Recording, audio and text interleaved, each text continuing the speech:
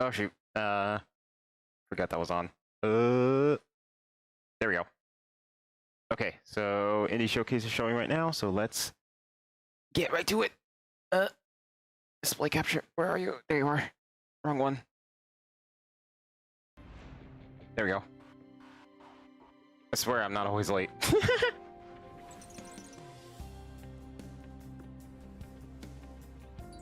Excuse me as I eat breakfast.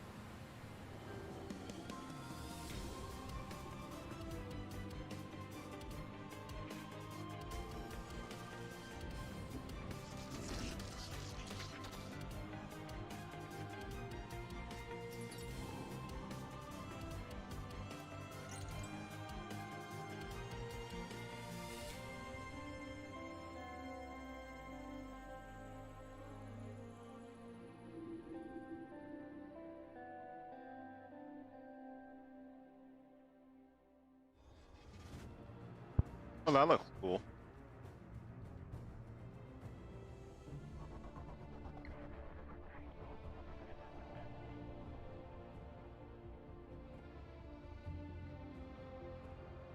Ah, shit, that looks cool.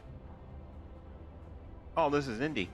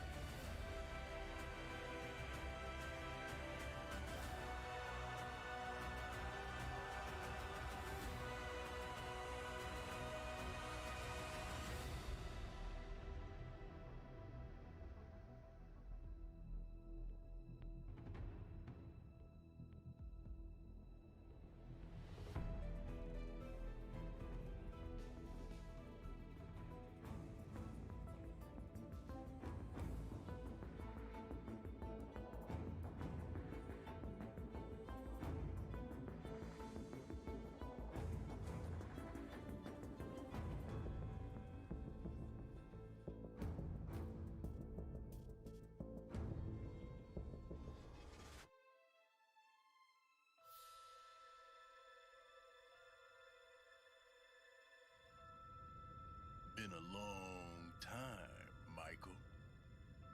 I heard you were back in town, but I don't remember sending you an invitation. I'd kill you myself, but where's the fun in that? No, Michael. I'm gonna roll out the red carpet for you.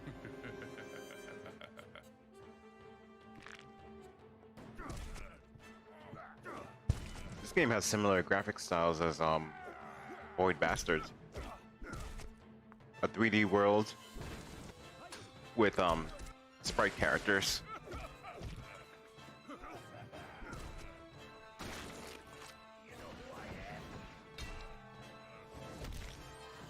This looks really cool.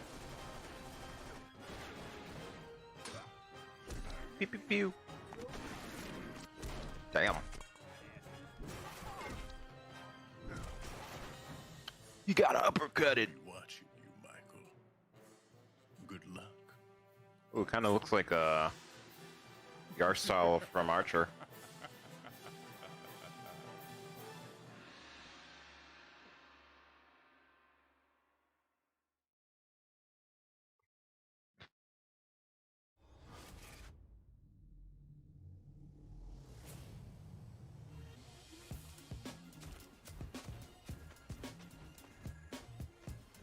Bop, bop, bop, bop.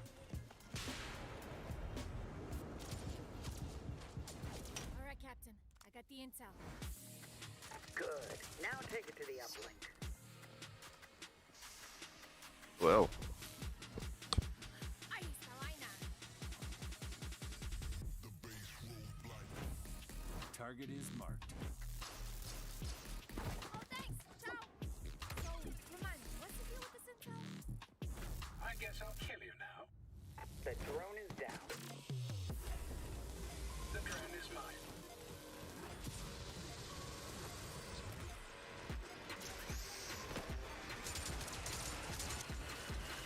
Armor activate.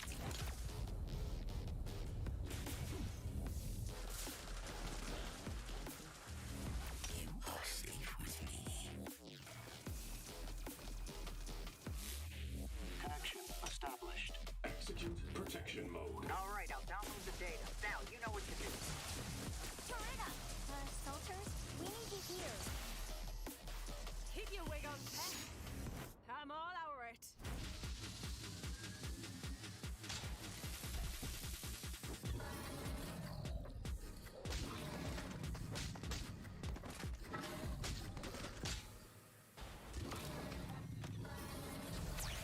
So, what we're gonna do with the intel?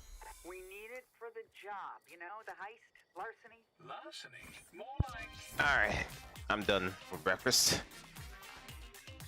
Once again, I am late to this E3 crap. Hey guys, welcome to the stream. You came in just in time. Well, I came in just in time, honestly.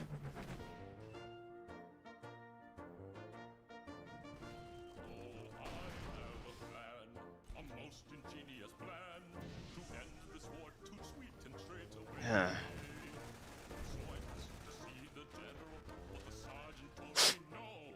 Alright. Oh, it's like the toy soldiers thingy.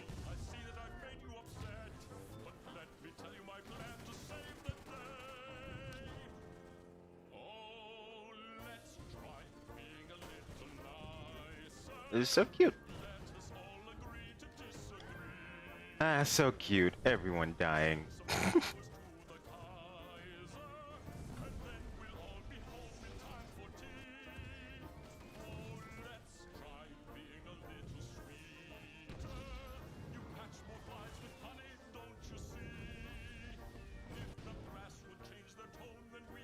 Ugh, excuse me. Coming August 2021. I thought this thing already came out. I'm barely paying attention.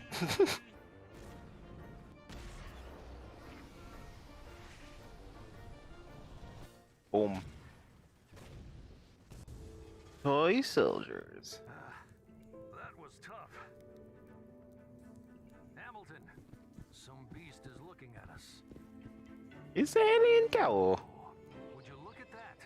Mars is one heck of a planet. So green and beautiful. Let's just be careful. Wow, Mars.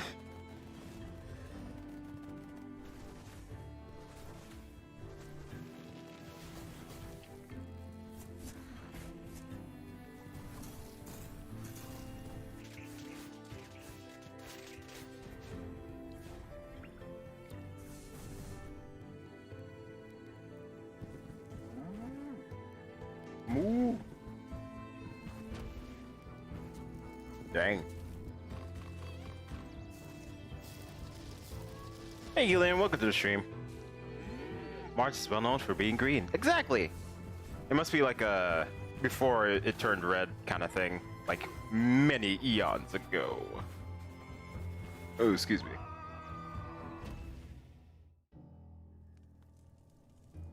Hey, Nico, welcome to the stream. We're doing the indie showcase right now. Evil cow.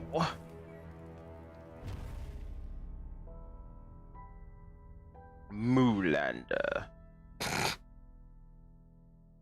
Alright. Game developers are creative, passionate, and driven. We Yes, tackle we are. new technologies and overcome many challenges in the pursuit of our creative vision. At the IGDA, it is our mission to support and empower all game developers around Ooh, the Steven world. Universe shirt. We provide community, mentorship, research, knowledge, I seen that. and best practices. We're here for you when you need it, so you can advance. Look at your all these career indie creators. Join us and help make our industry She a likes better Zelda, place she for likes all of us, League, I think, now and in the future. and Pokemon. Help make a difference and join the IGDA. International Game Developers Convention. Dude, game devs, how dare you? Get out! You're banned!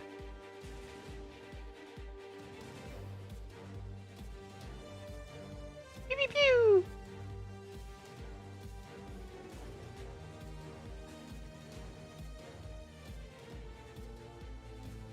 Ooh, indie games. Hurry for giant game corporations. No! It's all about the indies today, Tom.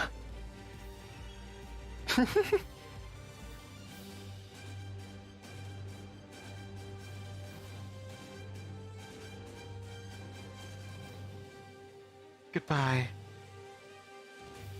Oh, now the pets have to save the world. That's really cute. I like that. Bark. Bio Interstellar Arc.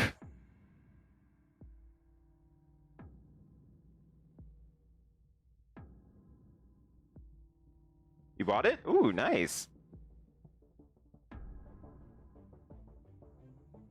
Your guns. Your gear. One of these. Haven't seen a new game in the side-scrolling space shooter game for a while. Yeah, I know. Because it's like one of the first things that you make as an indie game developer. Like a side-scrolling shoot 'em up. So you barely get to see like something unique from that genre. Because there's so many. At least the old one, anyways.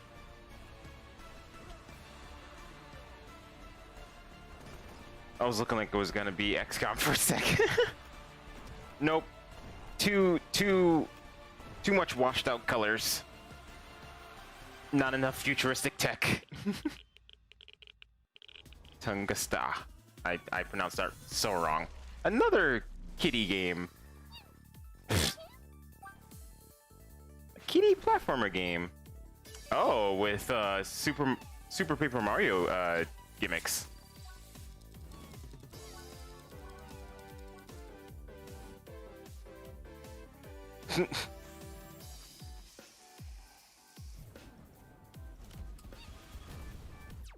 Meow. Kitty in space.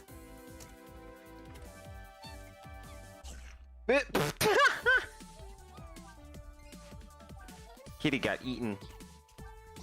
Looks like it was the fish who got the kitty this time.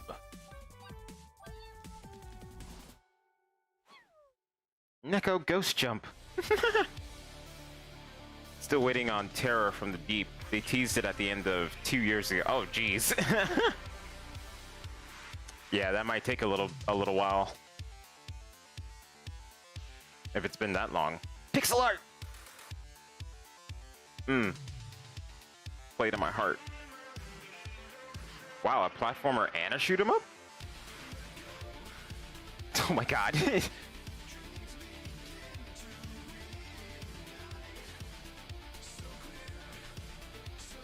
Cool.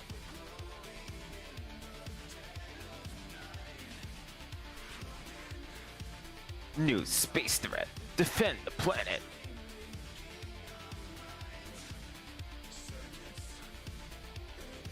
I like it when games combine like 2 or more genres.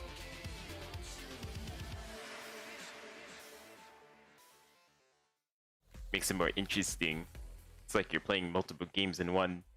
What are you really made of? That music got me hyped, huh? I was like, I don't okay, I don't want to see people talking. I want to see games. We just looked at the indie game presentation, and I wrote down a bunch of titles there. Extra Galactica is the one that we just saw. Wait, and was I that it? telling y'all earlier, my friend was a part of that project, so very cool there. But that was just one. I should of many probably games look that at had a the very schedule. Retro feel. Fallen Aces was another one. Let's that I see. wrote down on my list. So, yeah, I just feel like Oh, yeah. getting The all indie these showcase is not that long. retro Whoopsie doodles. I'm sure you're loving it. Yeah, for sure. And I liked Extra Galactica. Guess that was my fault. First of all, I love the pixel art style, so that appeals to me. And it looks like the gameplay's a mix I like the of pixel art shooter style too. and 2D action platformer. But anyways, I'm gonna have to shut you up for a sec. Alright, so I guess that was the indie showcase. The Capcom one doesn't start until let's see. Math. That's 5:30, so like 2 hours and 15 minutes from now. That really sucks. I thought it was gonna last a little longer, but I guess I should have looked at the times more. Oh well, that's fine. I wonder how long Capcom's gonna be. Oh, it looks like Capcom's gonna be short too. My God, what's with the short presentations? Like, come on.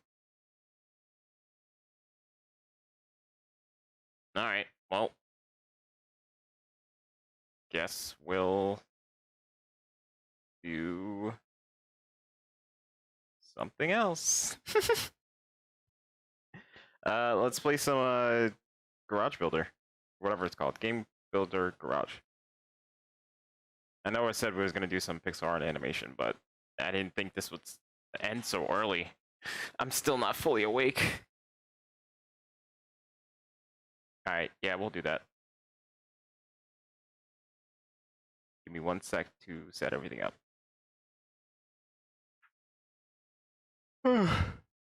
Oops, wrong thing. Gato.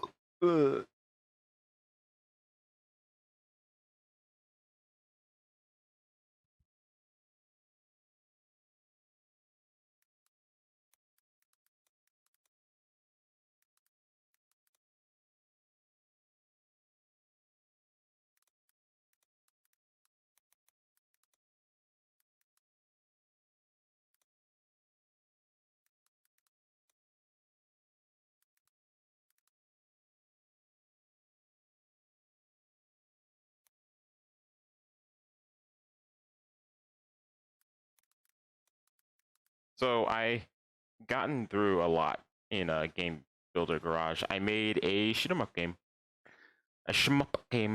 and I also made a platformer game too. It was fun. I think the next thing I'm doing is a mystery styled game where you have to solve puzzles and stuff. That's pretty cool. I guess we'll take this off for now, and then put in game dev. There we go.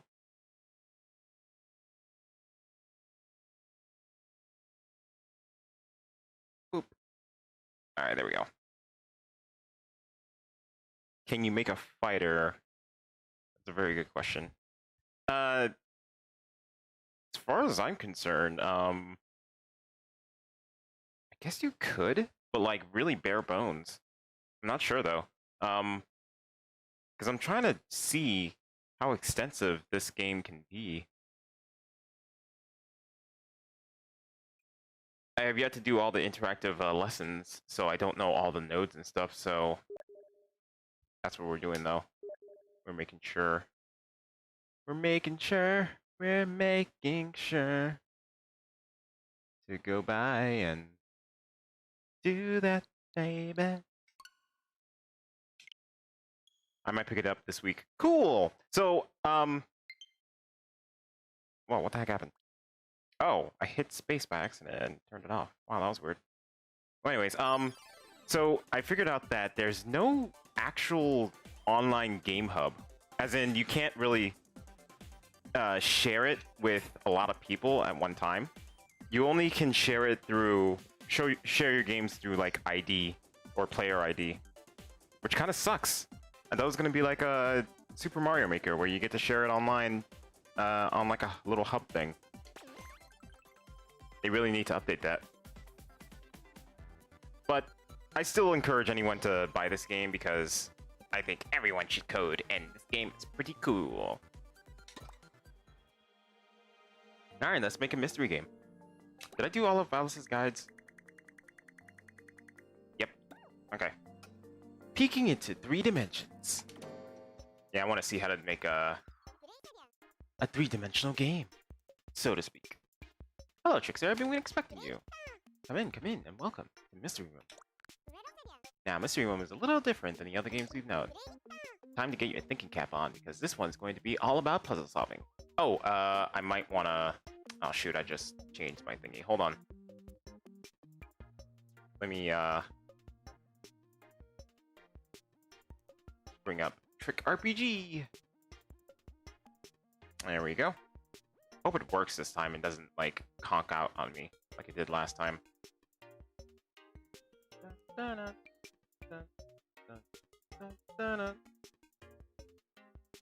Alright, this one's going to be about all puzzle solving. Hey, look, a TV!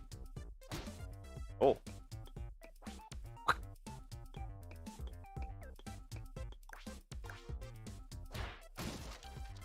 Oh.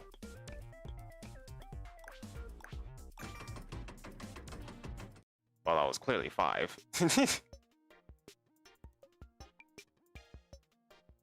But still. This will also be our first foray into 3D space. Our room will be adorned with all sorts of curious objects. So our sleuth will need to comb the place looking for clues. And if they can solve the puzzle, they just might get their hands on the hidden treasure. Doesn't that sound exciting? I know I'm already raring to go. We're going to start off by building the room itself, the main setting for our puzzle game. Switch on over to the overhead. Perfect. Let's start off by making something any good game room should have. A floor! But wait. There's a floor right there on the game screen, isn't there? Ha! Looks like we've already stumbled upon the mystery room's first mystery. Okay, let's call upon the box objects and make it bigger.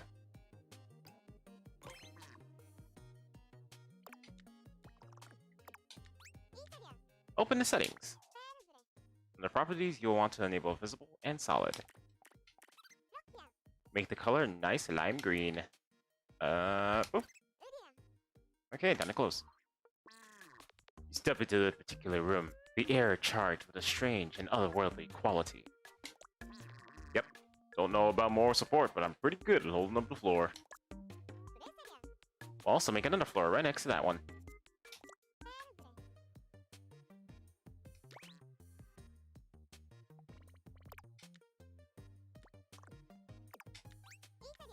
Now open the settings. Set the color to black. Black. Somewhere in this room, shrouded in darkness, must lie a hidden alcove. Alcove? Howdy, I'm the hidden alcove's floor. But I recommend I'll keep myself hidden until the mystery's all solved. You hear that? A hidden alcove. That's the objective of this game, to solve the puzzle and find a hidden alcove. And the black floor we place to the side is the floor of this very alcove. Looks like each floor is a different color. The lime green floor is where we'll be doing our puzzle solving. And the black floor is served for our hidden space. Become a person node? Sure. That's under object and characters, person. The map your dear friend entrusted to you has led you to this very room. I'll get to the bottom of this mystery, I swear. Alright, switch to side view. Now slide the person node onto the floor. Now open the settings. And set the action to punch. Great, now close. In this game, the punch action is going to play a very important role. Okay, let's go back to the overhead view. Now, if we want to be able to scour the room for clues, the player needs to be able to move forward, backward, left, and right. Call up the stick node. Up and down. Now call up the stick node left and right. Oops. Connect up and down to the up and down, of course. Forward, back, right, jump. Wait. Forward, back. Yeah. Left and right. Boop. There we go. You do a quick walk of the room, taking in all of its subtleties. Wiggle me around and you can really start getting places. Now we'll work on setting up the ability to punch. Call up a button node for Y. Connect the button mode Y to the person's action. Boop. Hiya! Throw a punch for no apparent reason. Nothing happens when you feel, but you feel a little sillier. Heh. Hey, don't let anybody stop you from punching the air if it makes you feel better, bud.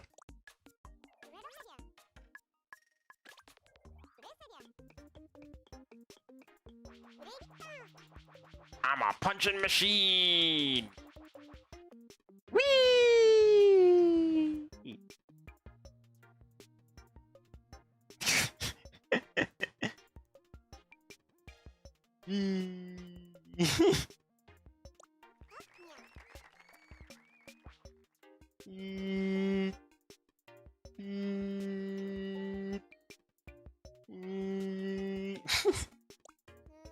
It's a bit hard to see the game screen from his bird-eye view, though, doesn't it?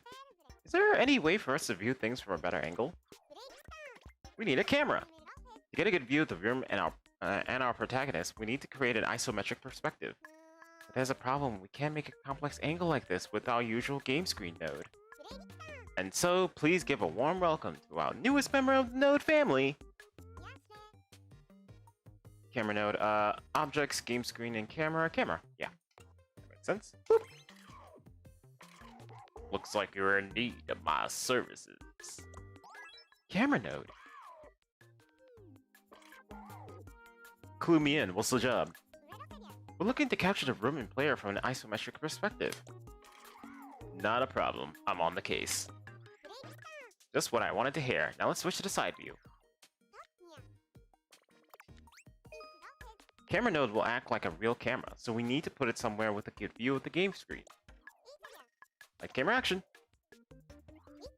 Wow! What a great aerial view! The game screen looks totally different now. When you put the camera node up high, this is the kind of view you'll end up with.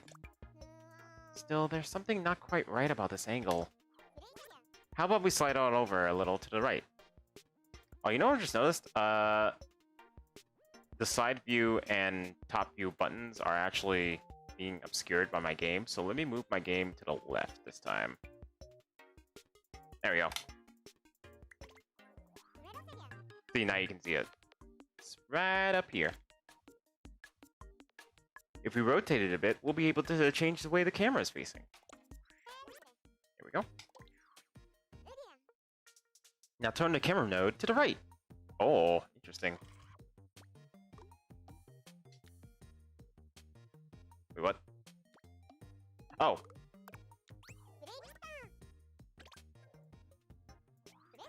Nice!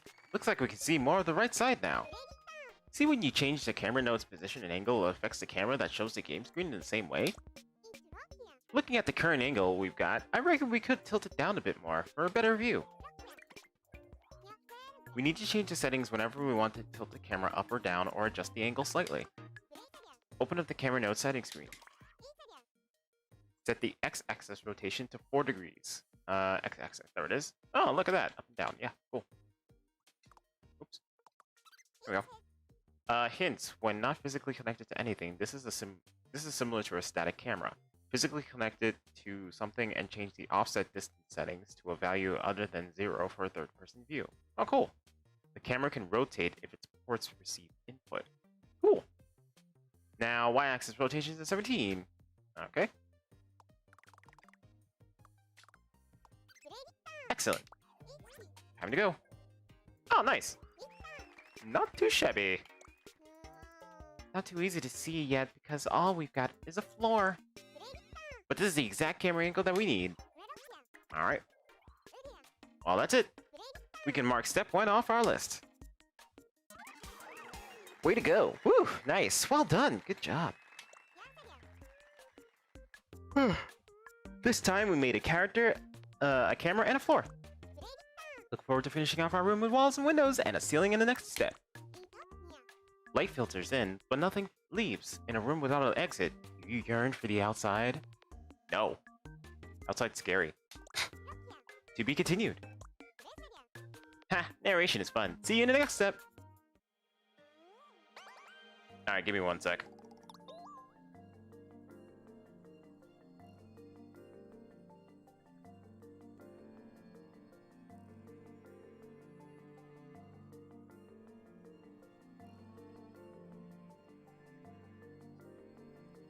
Oh, that's right. I have something to do today. I completely forgot it was Monday. Alright, then in that case, we'll only be playing this game for another hour.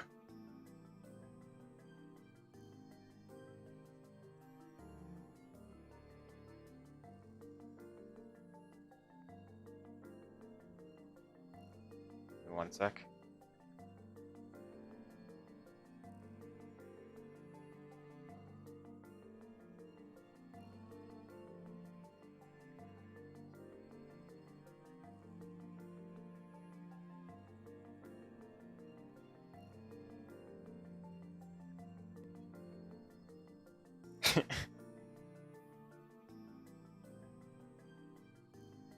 Alright, camera node, a true artist. Check that out. Whoa! Sumo!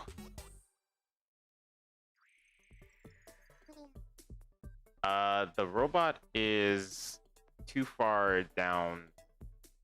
It's a little too far down. It needs to be up a little bit.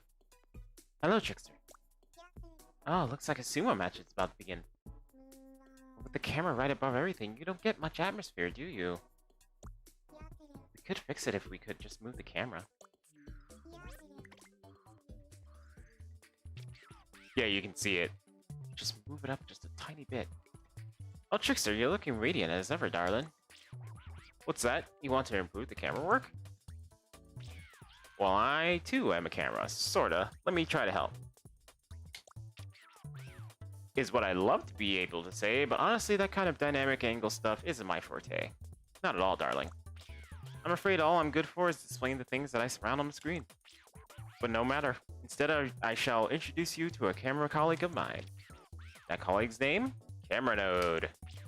Camera Node, would you be a dove and lend us a hand? Yeah, leave it to me. I'm a camera node.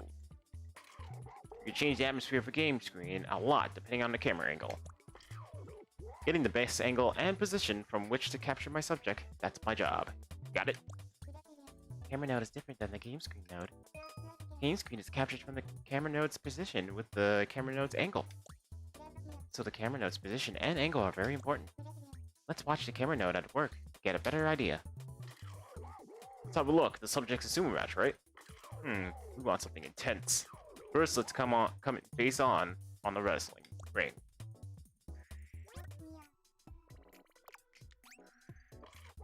Yeah, that's good. When you change the camera angle, always check it on the game screen. Hey, nice. Changing the camera angle means that now we can see the wrestling ring from the front. We have a better view of the wrestlers, but I can't help thinking we could punch it up a bit more. Let's go back to the program screen and tinker a bit. Punch it up? We can get in a smidgen closer. That would make them bigger. Want to give that a try? How's this? Check the game screen. Whoa! So bringing the camera in close makes the things on the screen bigger? Or they look bigger at least. I think there's a good distance between the camera and its subject, don't you? Shall we try out some different angles though? Right, got it. How about we take a look at a sumo wrestler from behind? Got the camera position just right? Great, now point the camera in the right direction. A tip from an old head, remember to point the camera wherever you want to film. It's easy. There, how's that? Nice! Oh, he has a hole in his back. Now we have a diagonal angle from the sumo wrestler from behind. So now we know how to change the camera node's position and angle for effect. But now we can't see the sumo wrestler's classic top knot. We can't have that. Yeah, I see what you mean. A sumo wrestler's top knot is pretty important. You might want to try raising the camera a tad. See if that fixes it. I think this will all be easier if we can get a side view.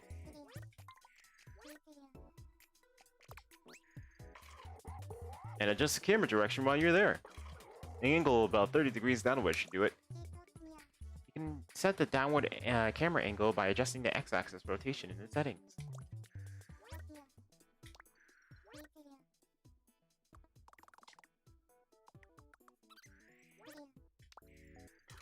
Okay, rolling. Nice.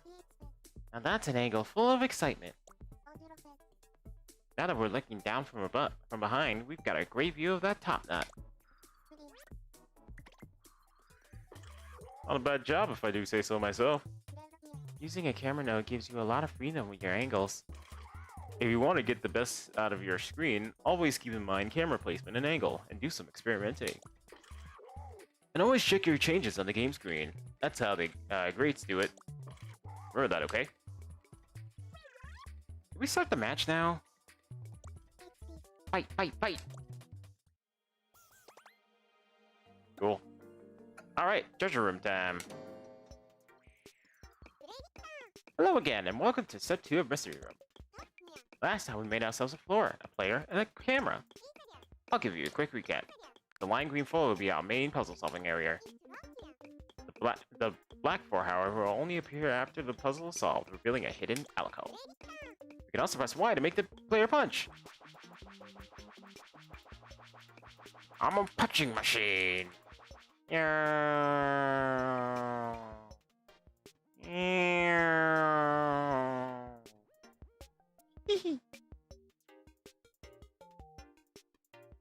love it.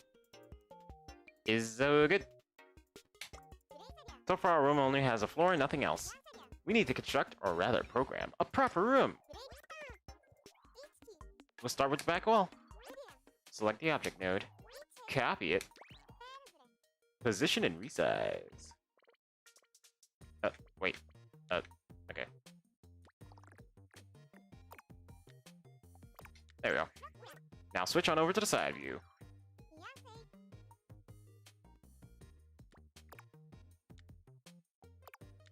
There we go. And now open its settings. Oop. You can go ahead and make this one white. Cool beans. The painstakingly plastered wall remains a brilliant white, even now. I put the wall in wall to wall. Well, one of them anyway. Hey! Nice!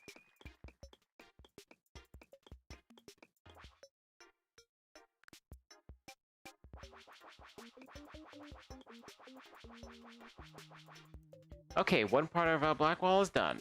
One part. Yep. There's more to do. We'll add a few more parts to turn this into a wall with a window. Copy. Bring it up here. Whoop. Copy it again.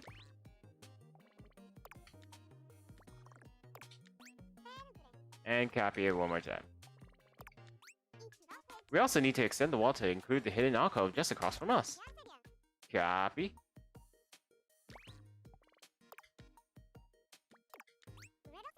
Since this wall is for the hidden alcove, we'll need to change its color. Open the settings. Set the color to black.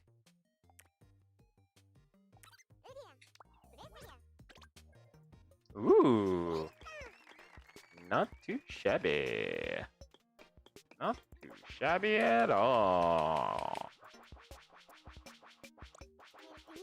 Bit by bit, our room is becoming roomier. Oh, you know what I mean. Now I know one way to get this hole in the wall looking more like a window.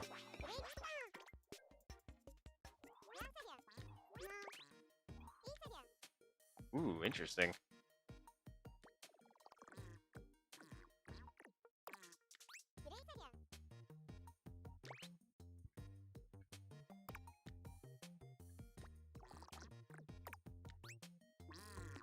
The fitted window appears to stop anyone from getting in, or, for that matter, out. Like Mom always says, you can't see outside without a proper window.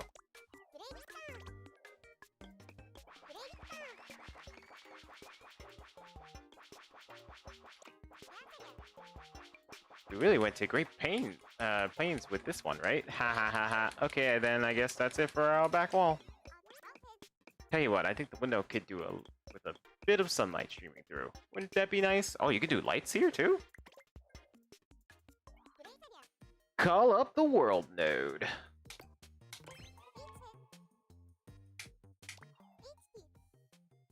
From here, open the world lighting. Where's that? Right here. Oh, that's right, okay. Here you can change the height of the sun as well as the direction of the sunlight. To get light coming through the window, we'll need to change the sun direction to 0 and the sun height to 40. Oh. Wait.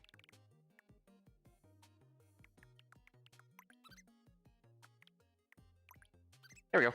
Perfect, now close the settings. The sunlight streams into the room, drawing a stencil of the window in the middle of the floor.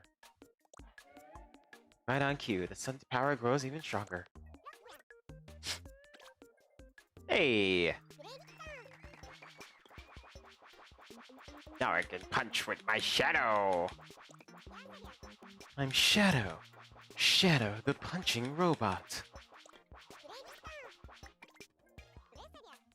It's the sidewalls we need to be working on next.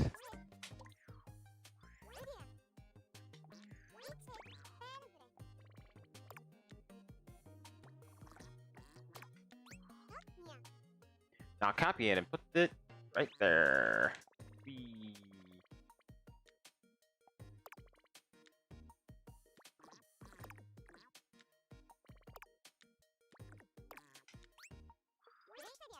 Now if you could select that left wall and copy it. We open the settings for this one. Set the color to black. Whoa, nice. Oh no, I fell off. Shoot.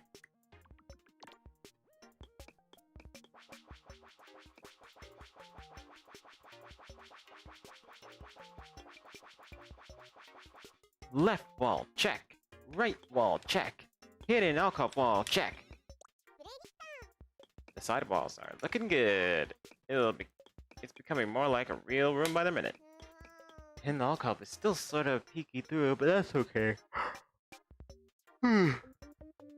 This game is intense. It kind of is, isn't it? Yeah, you should have seen the beginning. It was pretty much teaching you the ropes, like the basic stuff. But now we're well into the middle of things, and now we're doing some big stuff. We'll hide it better in the next step, so just pretend it's not there for now. Let's go. Select the floor. Copy. Ooh, interesting. Okay. Switch on over to the side view. And raise that bad boy up. You feel a sense of unease as the thought of this that the ceiling might come crashing down upon your head flits across your mind. Jeez, dude. Don't worry, since movable is disabled in the ceiling's properties, there's no risk of that happening. I'm just being dramatic. Of course you are. I love it. Even our ceiling is getting to the mood. Let's go and open the settings. We'll set color to white. Cool. Ooh. Now I'm trapped! Well, technically I'm not. I can just go off here.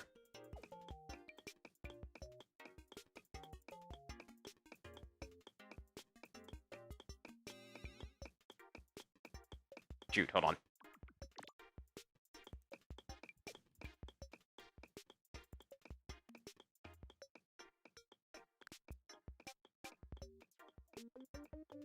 Where am I?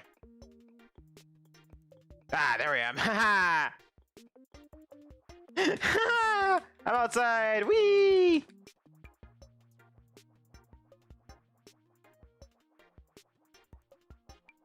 Robot outside the windowsill. What is he doing? Why, he's punching everything he could punch. Because now he's free. Free to live his life as a robot. We have thwarted the rain and its nefarious plans to mildly inconvenience us. Anyhow, it looks like our room is pretty much complete. Well, almost. As you've already demonstrated, if you move the player towards the camera, they'll disappear. Would you mind bringing them back into the room? Looks like we lost them. No, we didn't. I'm right here. What's actually happened here is that the player fell off the floor and is now standing somewhere off camera. Yeah, right over here. I'm in the window. I'm not lost. I'm free! Free as can be. Now I'm gonna fall off the world. Goodbye! I'm truly free! There we go.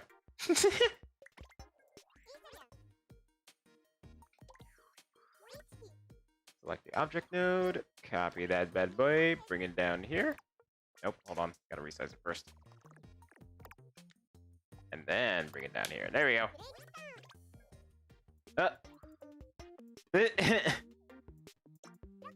Can't see anything, can we? Makes sense though, that's what walls do. They're good at blocking our views. We gotta set the visibility to off. And then, there we go. Now I can't move out. See, I'm here. I can't move out. See? I'm stuck here forever.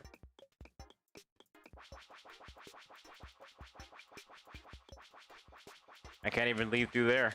Oh, look at that. I'm punching through the wall. My nose.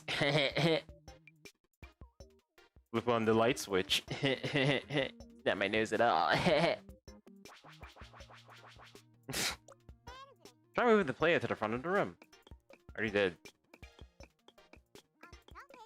With the invisible wall in place, there's no more risk of falling out of the room. And now at last, our room is finally finished. Okay, that's a wrap. Step 2 is done. Bada boom! We made a room. Kinda cozy, eh? Nice craftsmanship. The light, it shines upon us, blessing us with its beauty.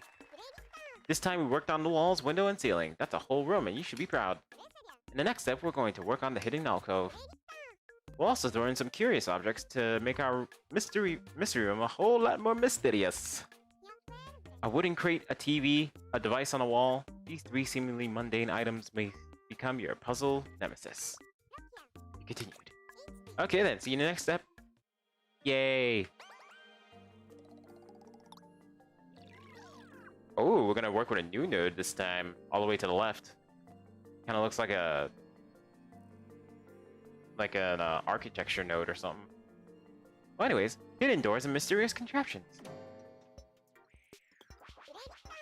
You are cordially invited to step 3 of Mystery Room, so come on in. Last time we built a room that will act as our little mystery stage. This time we'll be working on a whole bunch of puzzle elements.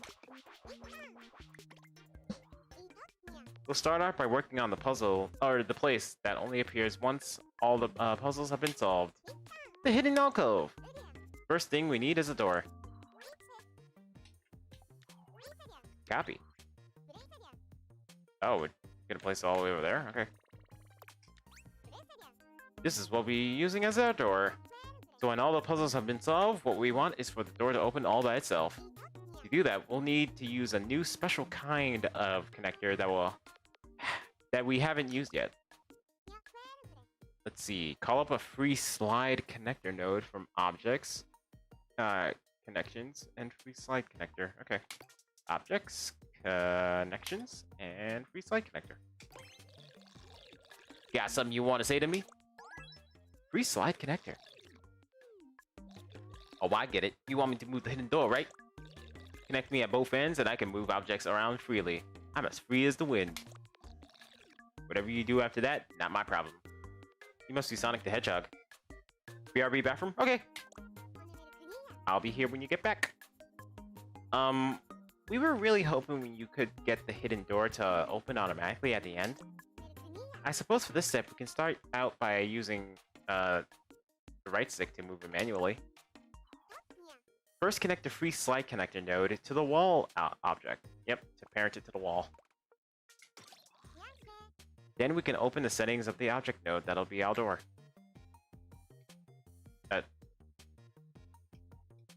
Are we... this one? Oh, okay. Under properties, enable visible and movable. Oh, and boop. Under connection point, we also need to change our own connection point to Z minus. Or Z negative. And the target connection point to Z positive. Now close settings. And now we link the door object node to the free slide connector node. We now have a door set up next to the wall. From here, we have to move the door around with the right stick. Call it the stick node. Up and down. And then connect that bad boy up to the Z port.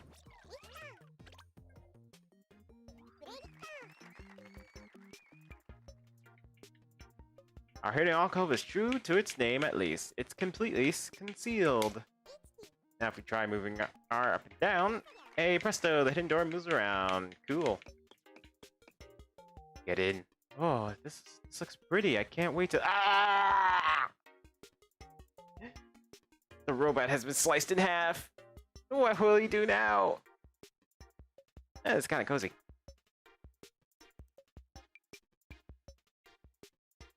I don't think it has any physics. Yeah, I can go right through it. Oh, right, I think I turned off solid. Yeah, that makes sense. Because we linked it to Z-port, that means it moves along the x-axis towards the back of the room. Hey, Citrus! Oh my god, Citrus rating, and she resubbed. Welcome! Welcome, Raiders! And I'm so glad you're back to streaming, Goldfish. I missed you too! It's been forever! Oh my god! I would have checked out your stream, but E3 was happening, and I had to watch it. But apparently, the stupid indie showcase only lasted all of, like, what, 10 minutes? 15 minutes? That was kind of sad. So now we're just playing Game Builder Garage on the Switch. It's super fun. Yeah, I'm not even mad. What? Yeah, E3's happening. It's this weekend. In fact, tomorrow, Nintendo's Direct is tomorrow at 12 noon Eastern Standard Time. Although I guess for you it's 9, I think? I think that's right. But yeah, I'll be live streaming that. It'll be fun. Oh, with Facecam too. One of the rare occasions that I use Facecam. Because, well, they're gonna reveal a Smash Fighter. I gotta reveal my face so you can see my reaction. Just in case there's a certain character I've been vying for a very long time. Lloyd Irving. But yeah, now we're just playing Game Builder Garage for the Switch, where you get to make your own games. Although, you only can share your games through ID, which kind of sucks. There's no, like, game hub. That would have been cool. But, you know, that's Nintendo for ya. Anyways. Nice, I watched some of it yesterday. I meant the indie section being 10 minutes. That's lame-o potato. I know, right? It was so short. I hated it. Hey, Punkaboo, right, kitty? Welcome to the stream. Play sad violin because I have summer class during E3. I'm so sorry. That means, oh man, that means you're gonna get like the news during summer class, and it's gonna be ruined for you. Oh no, that's no good. Well, maybe hopefully you'll get some time to avoid spoilers and then watch the VOD when it comes out. Well, I gotta go because I gotta head to work, but hope you guys have a great stream. Alrighty, have a good day at work, Goldfish, and thank you so much for rating and resubscribing. Whee! Alright, let's get back to making games. Call up a stick node for left and right. Stick, boop, and left. There we go. Connect it to the export. Yep. Boop. Whoa, that's a movable wall.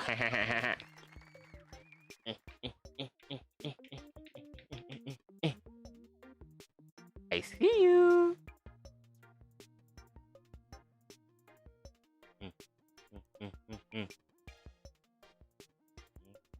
So you see the door now moves back and forth as well as the left and right. This is a great thing about the free slide connector node. It lets you move things freely in whatever direction you want. Oh, incidentally, the hidden door won't collide with the player or the walls. Nope.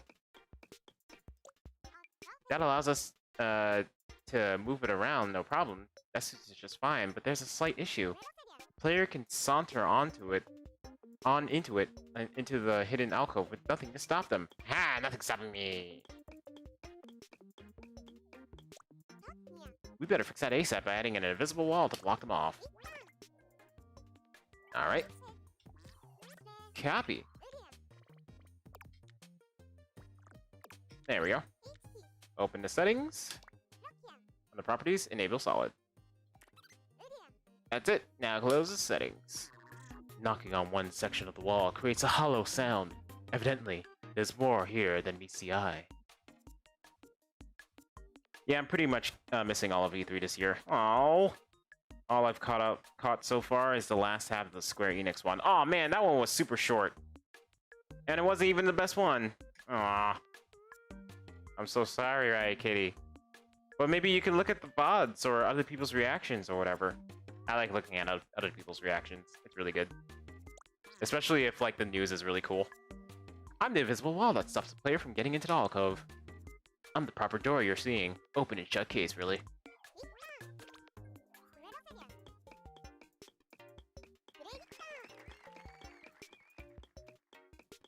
Cool.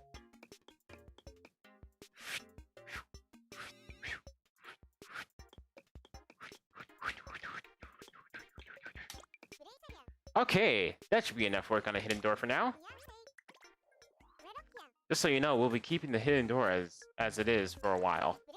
So anytime you feel like rolling the R stick around a bit, go for it. Whee! Around and round and round and round. I could do this all day. And now, it's time to start placing the mystery objects that will entice the player to solving the puzzle. So how is Game Builder Garage going so far? It's really good. Like, it teaches people how to code really well. I'm actually quite surprised.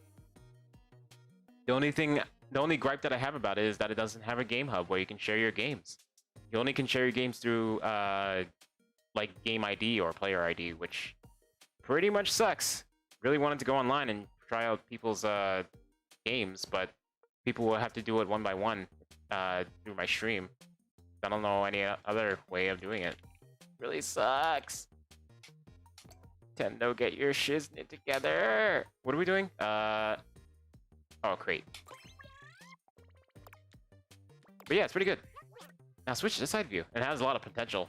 I hope it adds like more flexibility in like future updates or whatever. And it's a good modest price, 30 bucks. I thought it was gonna be like 60 bucks. But it's 30. Oh, and I guess the Capcom showcase is starting soon, so that'll be nice. It's the Great Ace Attorney is coming out. What? Oh yeah, that's right.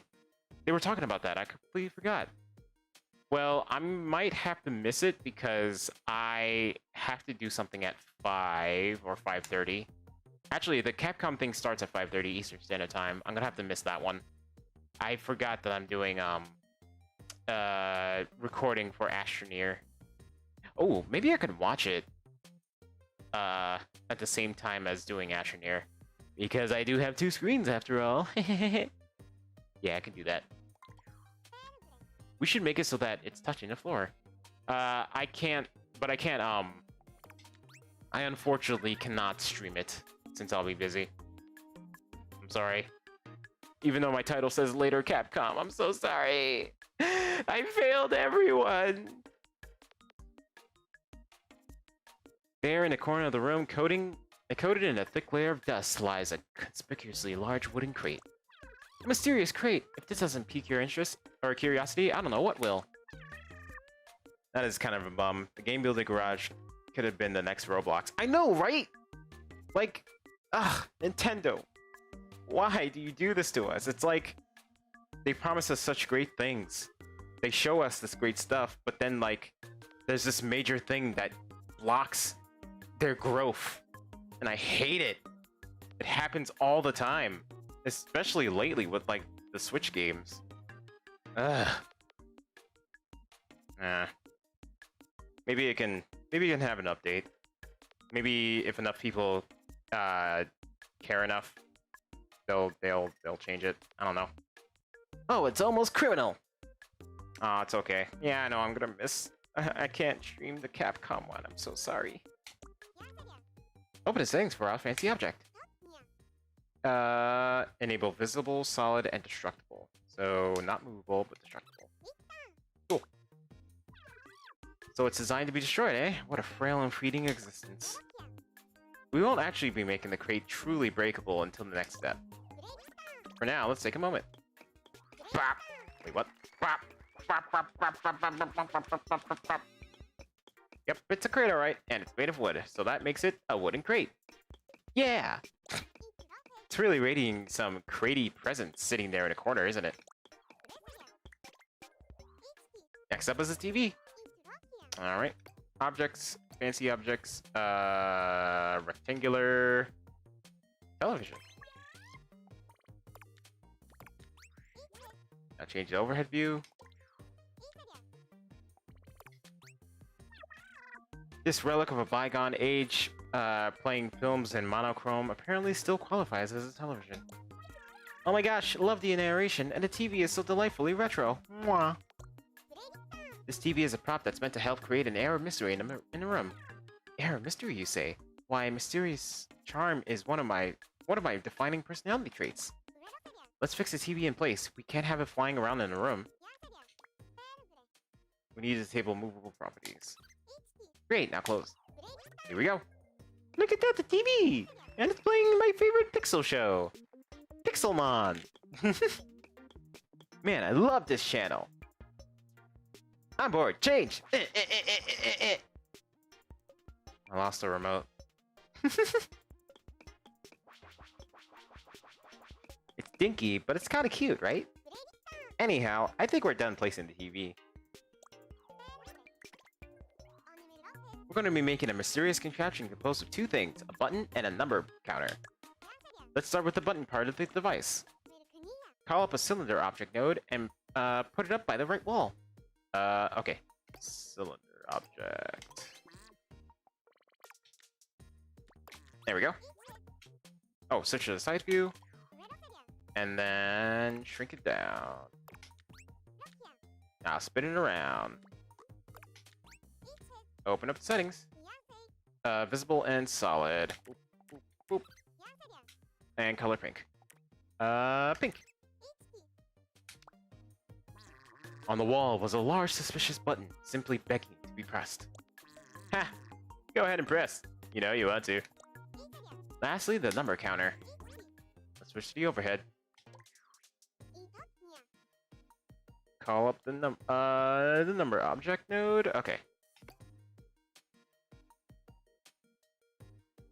Wait, number object node? That's I think that's special object?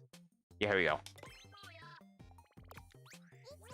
Now switch to the side view. Bring it up. Make it small. No, make it small. There we go. Now open the settings. Visible and solid. Boop, boop, boop. Make the color light blue. Set the display text side to X negative. Where is it? Wait. Set the text display side. Text display. Here we go. X negative. There we go. Great. Now close the settings. A light blue panel is set in the wall above the button, boldly indicating the numbers 00. Incidentally, the numbers that I output here will be instrumental in solving the puzzle. That's right. And this crucial element is what we're going to be working on in the next step. I can hardly wait. Hey. It does nothing for now, but so far we're making things happen. I guess in more positive news, this is my last week of class, and next Monday I'm going to be interviewed by a fellow YouTuber. Whoa, that's so cool! Good job! The dialogue with the prompt is funny. Yeah, I know. They like to have fun with it. They like to have super fun. Hold on, give me 1 sec.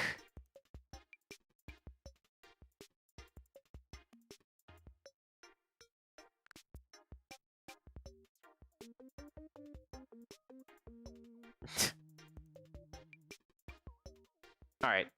But yeah, that's really cool. You get to be interviewed by a YouTuber. And your summer classes end next Monday. You'll have a good summer now. If you saw something like this in the room, it would intrigue you, right? It's not just me. Good, I'm glad you agree. I think we've placed enough enigmatic objects for one day, don't you? We haven't even touched on the puzzle aspect yet, but it's going to be so exciting, trust me. And that's basically it. Set 3 is over and done. I just love what you've done with the place. I'm continually impressed by your work. Such a pleasure working with you. You've got skills, kid. It's time we focused on making a hidden door and placing various mysterious objects around the room. Oh, excuse me. In the next step, we're going to set things up so that you can break the crate with a good old punch. The wooden crate conceals a great secret, that much is certain. You ball up your fists, ready to back up your thoughts with action. See you in the next step! And I'm guessing Alice has something for us? Yep, exploring opportunities for the free slide connector node. Let's check it out. Bop, bop, ba, da, bop. Exploring opportunities for free slider node. Hello there, Trickster.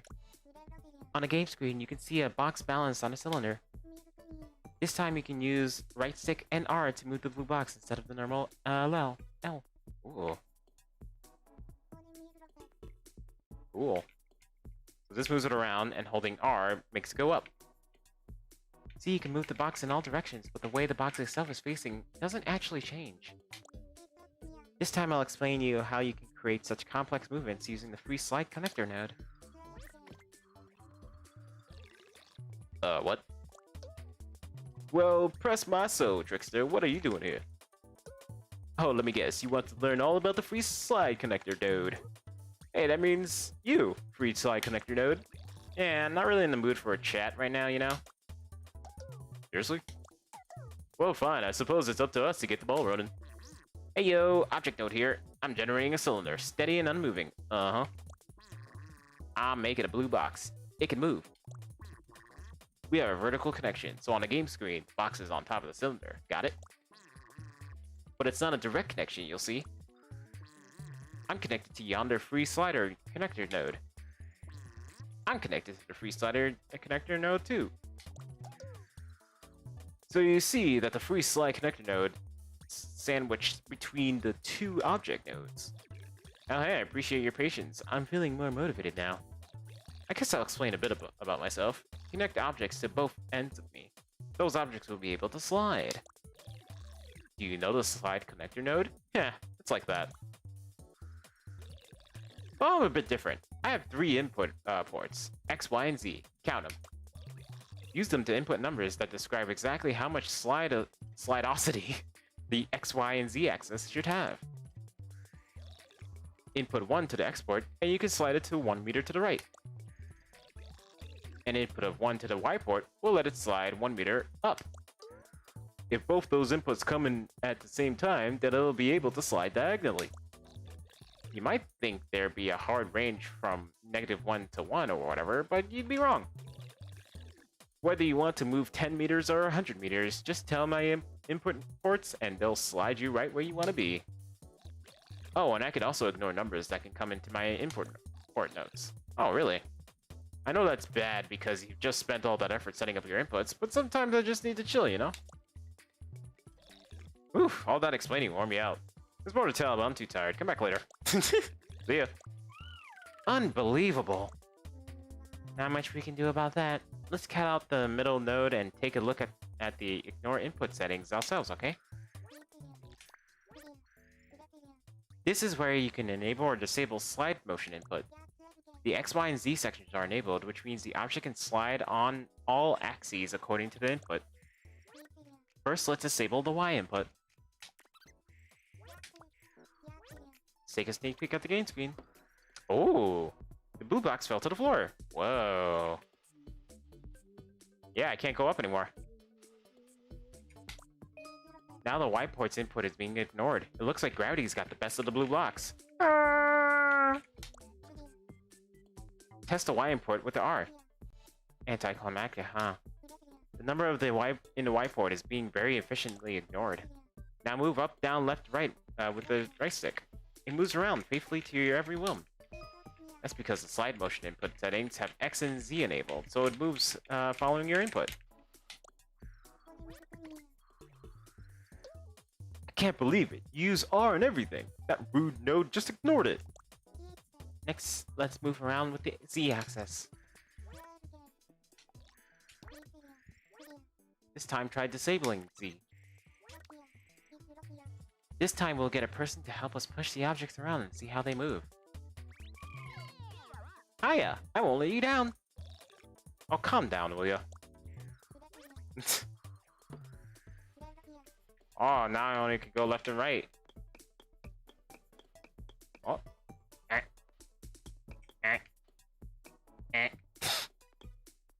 Stop pushing me. Boom! Bop, bop, bop, bop, bop, bop. Bop, bop, bop, bop, bop, bop, bop, bop. That's not how the blue box reacts by moving it and all the— Oh my god! Oh no! Wait! What? Hey, come on! Work with me here. What? Come on! What? How dare you, you stupid thing! Oh! Looks like it only moves left and right. Yep.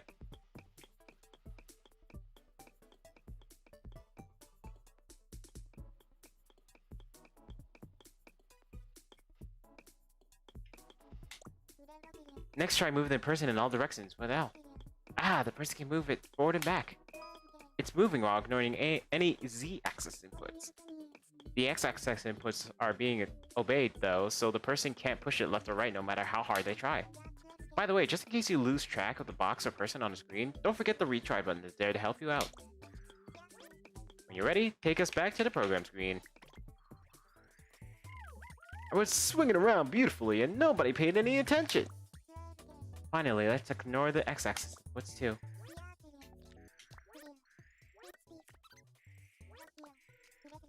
Now all the numbers that have been input should be ignored. Let's check the game screen to make sure. Yep, I can't move it at all. I can only actually move it with the person. Whee! Let's play hockey! It moved when the person pushed it. It can move around just fine. Forward, back, left, and right when the person pushes it. We're going off! Bye-bye!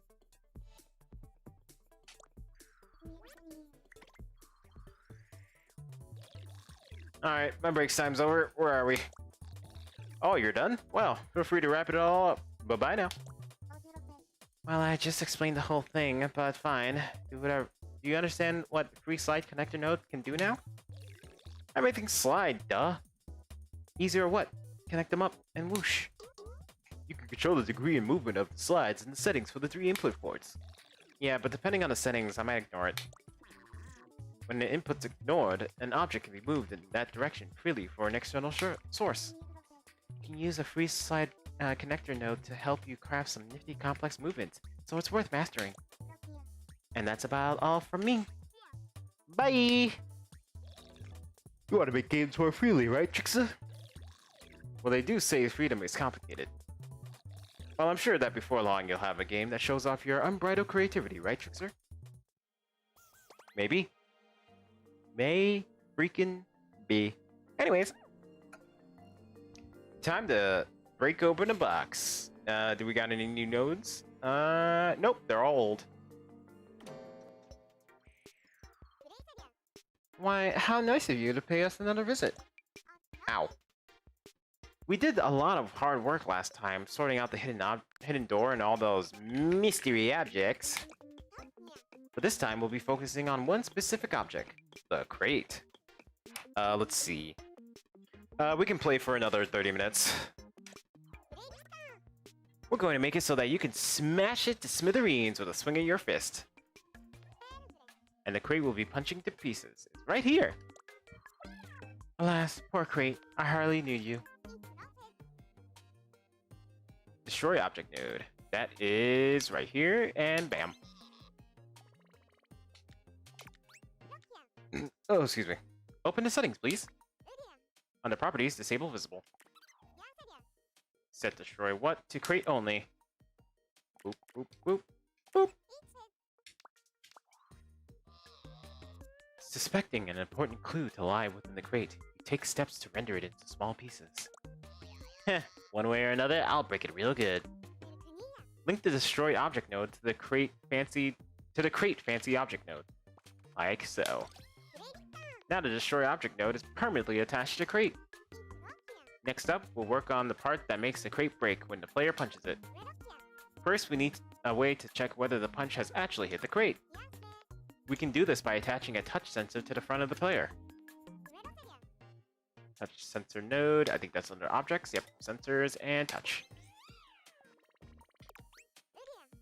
Open settings, disable visibility, and then under connection point, set own connection point to Z positive, and target connection point to Z negative.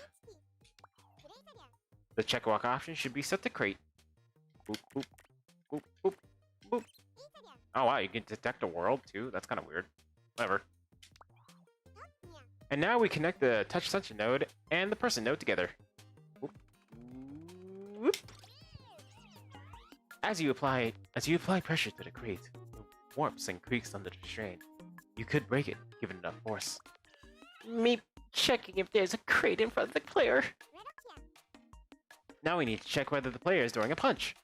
It was Y to punch, right? So to check whether Y is being pressed, we need to call up a button node, Y, and put it in the blue frame.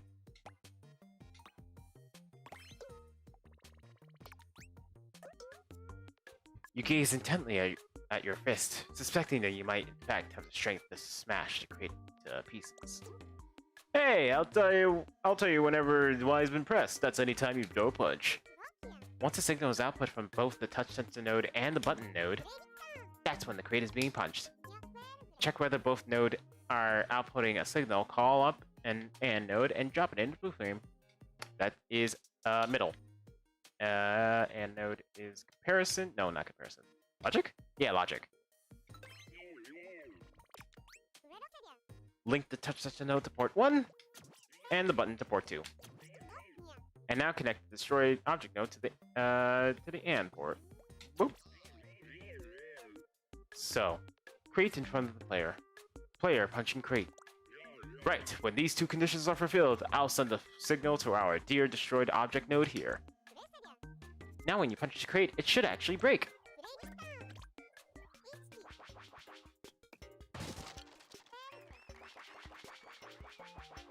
I don't know why we needed another button node. We already have a button node connected to the player. Why couldn't we just use that? I guess for demonstration purposes. Yeah, well. That was a nice punch. Do you study karate? Haha, you're funny. Now that I think about it, though, that might have been too easy. Why don't we tweak it a little so that it needs 3 punches before it breaks? First, we'll need to be able to count how many times the crate has been hit with a punch. Naturally, we need a counter node. That is under middle. And the counter is right here. Open the settings. 3. 3. 3. There we go. Remote range. Set counting timing to 0. On change from 0. Okay. Now every time you hit the crate, the counter will decrease by 1. It'll count down from 3 to 0. Got it. Let's go settings. Bonk. You give the crate a good smack, but it remains intact. You reckon another 2 punches should do it. I will count down from 3 to 0. I have perfected the art of subtraction. But I must remind you to send a signal to my countdown port. Thanks for the reminder. Let's erase the connection between the AND node and the destroy object node. Now connect the AND node with the counter node. Countdown. There, now we have a way of counting down each time a crate is hit. Next step is to make sure that the crate actually breaks when the counter reaches 0. Comparison node. Middle. Comparison. Boop. We also need to call up a constant node.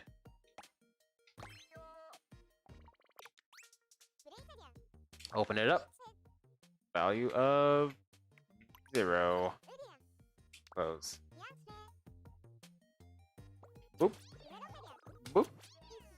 At last, connect the comparison node to the destroy. This is the one. Your fist connects with the crate, splintering it into so many fragments. Hey, has the counter reached 0? You've got to tell me. So now it looks like we should be able to break the crate with 3 punches. Time for the stress test. Alright. 1, 2, 3! Impressive, nice form. The crate now breaks after you punch it 3 times. Yeah, but we need some more feedback to know that we punched the crate. Maybe a sound or visual effect? That just about wraps it up for our crate breaking clinic. But we're still lacking a little something. It still doesn't really feel like it puts up much resistance. Yeah, exactly. We need to make it somehow react when it gets punched to make you think that it serves some special purpose. Head on over to the program screen. Let's start out by adding a sound effect that plays when the crate is punched. To play a sound effect, we'll need a play sound effect node. That is under output. Play sound effect. Open up the settings. Under collision. Collision, there it is. Select the medium hit. Nice! Go ahead and connect the AND node to the play sound node. Play. There we go. So you need a reaction for the crate getting punched. How about a nice kablam, or maybe a kadoom? Or you're more of a curse smash person. Let's go. 1, 2, 3! Nice! Oh, that's a nice solid sound. Love it. Now it finally feels like your fist is hitting something. Why stop there? We should do something about the way it looks, too. I agree. We can have a puff of smoke come out of the crate when it's hit. It'll look like you're knocking the dust off of it. Call up the smoke effect node. I think that's out. No, objects. Special objects. Effects. Smoke. Get those settings open. Set the effect location to world. In properties, we'll need to disable visibility. Okay, and now close the settings. Hey, bud. What a pleasant surprise. You know how they say there's no smoke without fire? Well, you might have to reevaluate that logic. That is kind of strange, isn't it? Oh well, let's connect to the effect node. To the crate PNC object node. Wait, the crate PNC object. Okay, yeah. Boop. And boop. There we go. The AND node needs to connect to the effect node as well. Boop. There we go. Now when you punch the crate, you should see a spuff of smoke or dust. Let's check it out. Pop. Pop. Bam! Nice!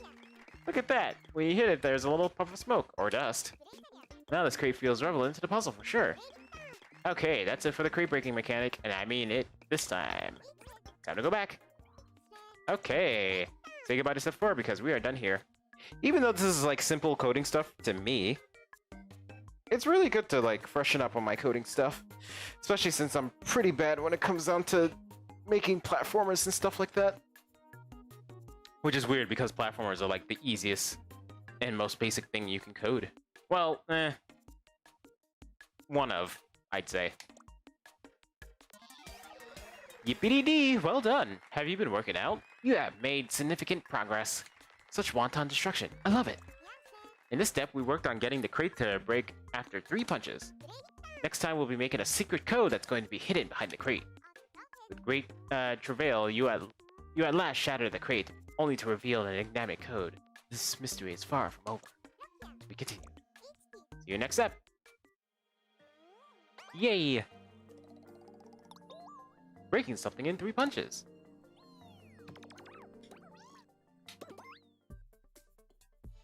Bap, bap, ba, bap.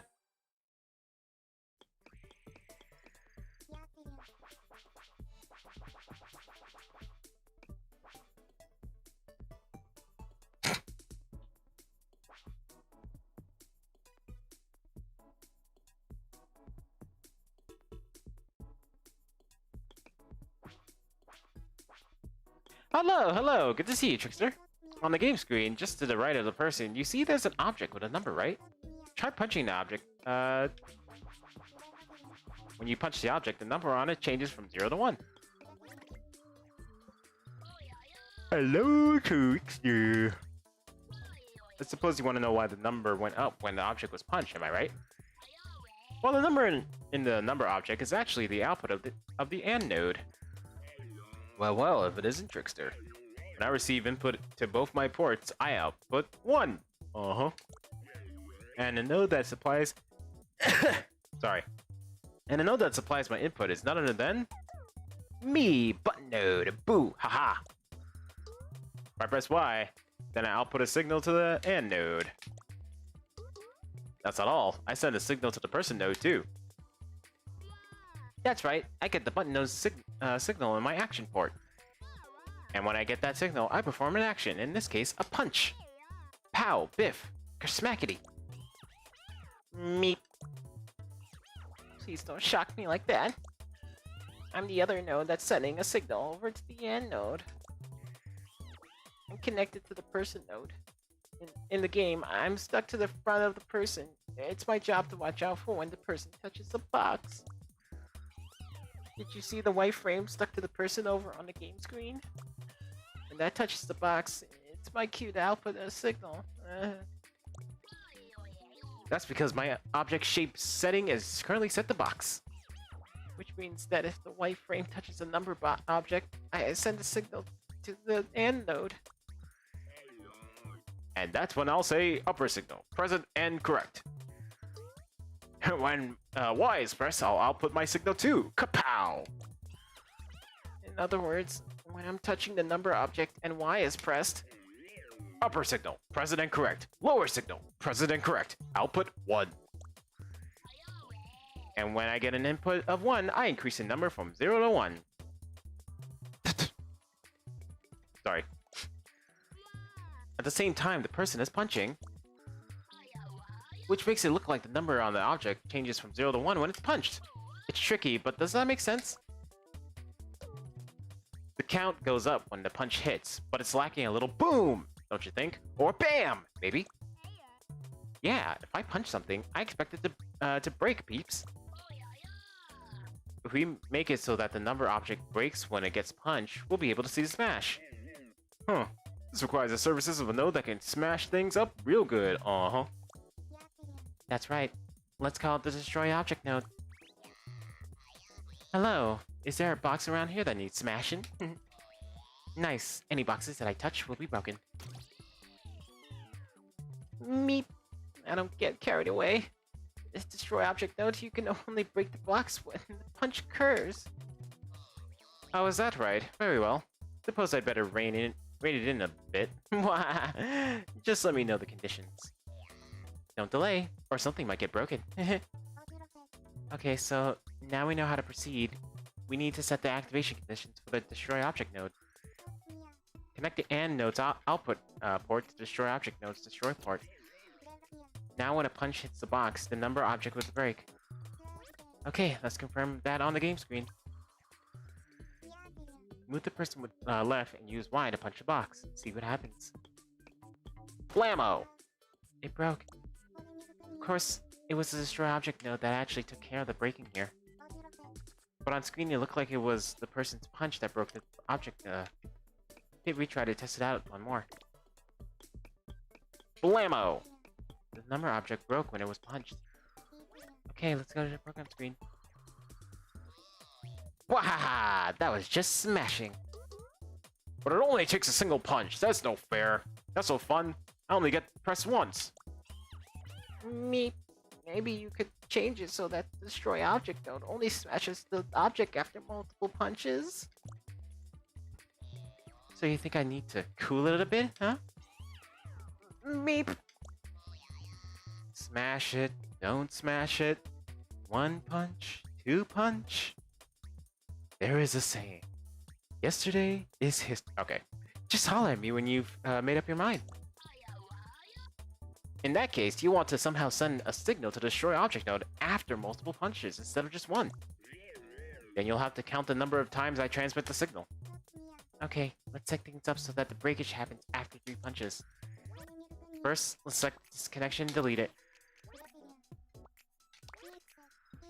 We need to count the number of times that something happened, so let's call up the counter node to help us out.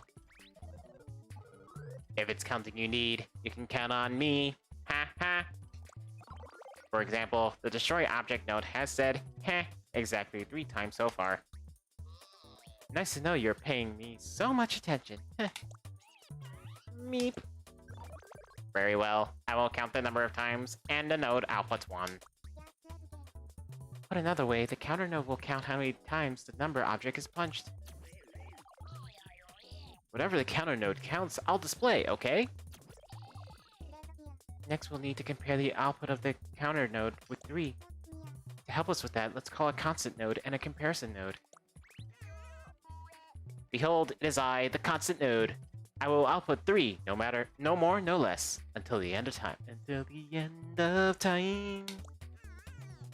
Hello, Trickster. It's me, the comparison node. I'll be comparing the constant node's output and a counter node's output. Are they the same? Are they? The curiosity is driving me nuts. Well, if they are the same, you better believe I'll be outputting a signal. Put a little more clearly, when a number object is punched 3 times, the comparison node will output a signal. The last thing we need to do here is connect the comparison node's output port to destroy the object node's destroy port. And we're done. The breakage will now happen after 3 punches. Let's see. 1, 2, 3! Yay! The 3rd punch broke it. Try to imagine what each node on the program screen is doing and how they're all working together. While you do that, hit retry it and give it another shot. 1, 2, 3! The number object broke after the 3rd punch. Okay, let's go to the program screen. Oh, huh? I'm feeling a bit sturdy all of a sudden. Things have been pretty complicated this time around. But you got the gist of how to break something after multiple punches, right? I'm connected to the front of the person node, remember? Uh-huh. Both the inputs of the punch and the response from touch sensor node are present and correct. Output signal. I count everything from the AND node. 3, huh? Right? Is it 3? In other words, 3 punches and I'll be smashed by the destroy object node. It's curtains for me. This is just one example of the complex effects you can achieve by combining different nodes. Well, we're pretty much done here. See you soon! Heh, bye for now. Destroy object node said, heh, 5 times in total. He's been paying attention. Alright, we'll do this one last step, and we should be hunky-dory. The secret code!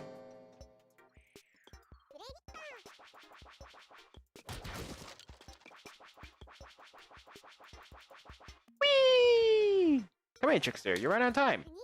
You recall that last time we made a crate that can break if you punch it. See, this crate was put here for a reason.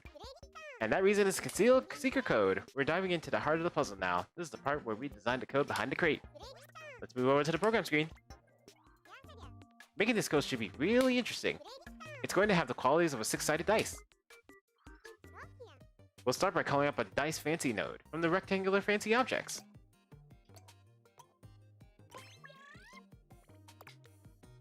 Dice! Now switch over to the side view. Oop. Open the settings, please. Under properties, we'll want to enable visible and solid. There you go, now close the settings. Upon breaking the crate, you catch sight of a 6-sided die immediately behind it. It appears stuck on a wall.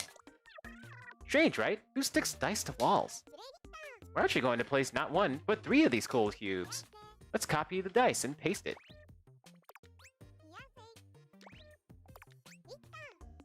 Perfectly positioned. Let's see how it looks. Hey, nice. Cool. Now there are 3 dice stuck to the back wall. Looks like all 3 of them have 2 dots facing us at the moment. But 222 isn't really much of a secret code, is it? Let's shuffle it up a bit. To make the dice show other numbers, we need to change the direction each of the fancy objects is pointing. Let's pick this one here. Open objects. Set Y rotation to 180 degrees.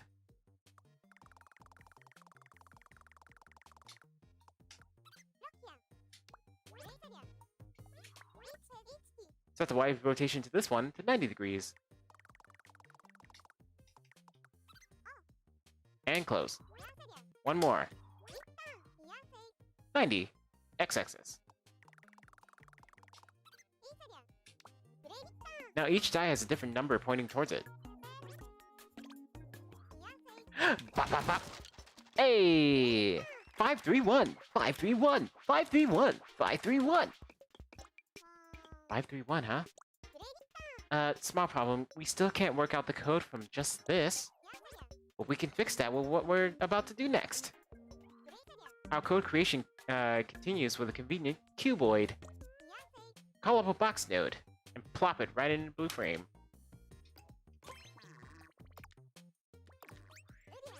Overhead view first.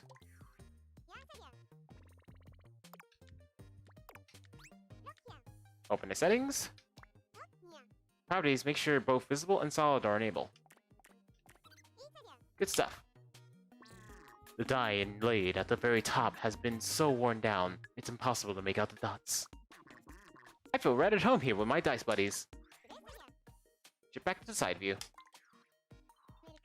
Now we can copy the object node and put it in the blue frame.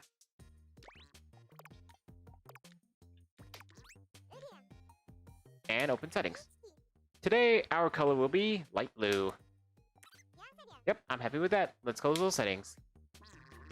Near the dice, a light blue block was also embedded in the wall. The color is strikingly familiar. Wonder if that color means anything.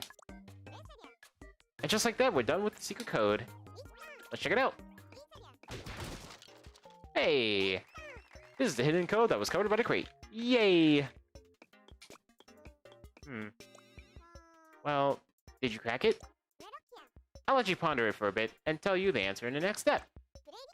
So if you can figure it out before then, when we're done checking the code, just mosey on back to the program screen. Would you look at that? We're all done with step 5. Yep, I think I might have the answer. This puzzle's very puzzling. That programming was to die for. Simply magnificent. This time we made use of the dice and a box to create a secret code. The next step, we'll be working on the wall device in a bit more detail. And of course, I'll announce the answers to the code. A push button, rising numbers, a secret code. What secrets will the solution hold? And dare you even try? To be continued. Woohoo! See you in the next step!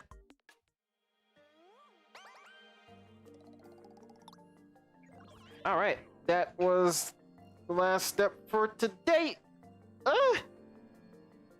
Time to end the stream. Oh, hey Jeff, you came at the wrong time, because I'm about to end. I was going to stream the Capcom presentation, but I forgot I have something to do at 5. I'm so sorry. But that's the way the cookie crumbles, my guy.